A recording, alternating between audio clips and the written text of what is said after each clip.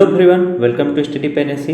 ये देखिए क्लास 12 का भूगोल है। तो आपका बोर्ड एग्जाम को ध्यान में देखते हुए आपका भूगोल का हर एक चैप्टर के बहुविकल्पी प्रश्न कराए जा रहे हैं। तो ये चैप्टर 3 का मोस्ट इंपॉर्टेंट बहुविकल्पी प्रश्न है। तो इन्हें आप देखिएगा और समझिएगा कितना आपको आता है।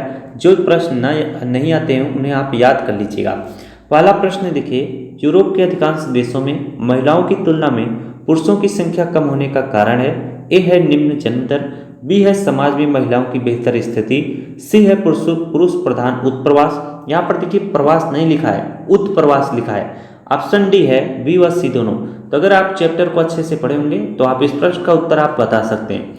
तो जितने भी विकसित देश हैं वहाँ पर महिलाओं का क्या होता है, गांव से क्या प्रवास शहरों की तरफ होता है, जबकि पुरुष वहीं पर रहते हैं। तो इस प्रश्न का सही उत्तर क्या होगा? ऑप्शन नंबर डी, बी व सी दोनों। बी का मतलब समाज में महिलाओं की बेहतर स्थिति है। सी क्या है? पुरुष प्रधान उत्प्रवास है।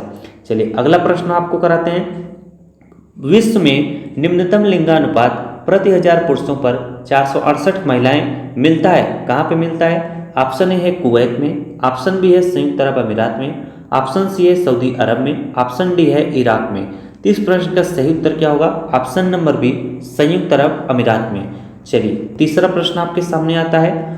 विकसित राष्ट्रों के अधिकांश नगरीय क्षेत्रों में उच्च लिंगानुपात मिलने का प्रमुख कारण है। ऑप्शन ए है नगरीय क्षेत्रों में रोजगार के अधिक साधनों का मिलना, ऑप्शन बी है ग्रामीण क्षेत्रों के कृषि कार्यों में पुरुषों की उच्च भागीदारी, ऑप्शन सी है ग्रामीण क्षेत्रों से नगरीय क्षेत्रों की ओर होने वाला महिला प्रधान प्रवास, ऑप्शन डी है उपर्युक्त सभी। तो इस प्रश्न में आपको तीनों ही विकल्प सही दिखाई दिए होंगे। तो ऑप्शन डी इस प्रश्न का क्या होगा? राइट उत्तर होगा। चलिए अगला प्रश्न आपको कराते हैं। अगला प्रश्न है चौथा। जनसंख्या पिरामिड के प्रत्येक आयु वर्ग में दायां भाग प्रतीत है। तो ऑप्शन सी यहाँ पर पहले ही लिख दिया है, वृद्धों के प्रतिशत का, ऑप्शन ए है पुरुषों के प्रतिशत का, ऑप्शन बी है स्त्रियों के प्रतिशत का, ऑप्शन डी है युवाओं के प्रतिशत का। तो अगर आप प्रश्न को यानी चैप्टर को अच्छे से पढ़े होंगे तो आप बता सकते हैं जनसंख्या पिरामिड में जो आपका दायां भाग होता है वह स्त्रियों के प्रतिशत को बताता है, वहीं पर जो आपका बायां भाग है वो आपका किसको? पुरुषों के प्रतिशत को प्रदर्शित करता है। तो इस हिसाब से ऑप्शन नंबर 20 प्रश्न का क्या होगा? राइट उत्तर होगा। अगला प्रश्न आपको कराते हैं।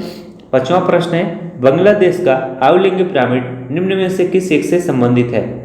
ऑप्शन ए है विस्तृत आधार वाला त्रिभुजाकार पिरामिड, ऑप्शन बी है संकीर्ण आधार वाला त्रिभुजाकार पिरामिड, ऑप्शन सी है घंटी के आकार वाला पिरामिड, ऑप्शन डी है संकीर्ण आधार और शुंडाकार पिरामिड।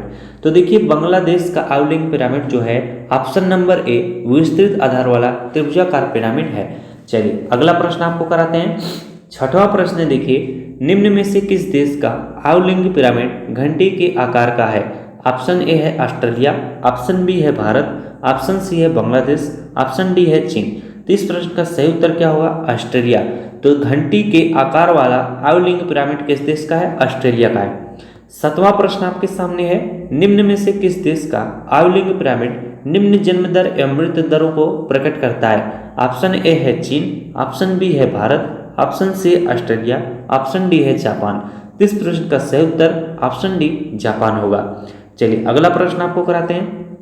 कार्यशील जनसंख्या का आयु वर्ग है, मोस्ट इंपॉर्टेंट प्रश्न है, ये प्रश्न पूछा भी गया है। ऑप्शन ए है 15 से 59 वर्ष, ऑप्शन सी दिया है 15 से 29 वर्ष, ऑप्शन बी है 0 से 14 वर्ष, ऑप्शन डी है 60 से 80 वर्ष।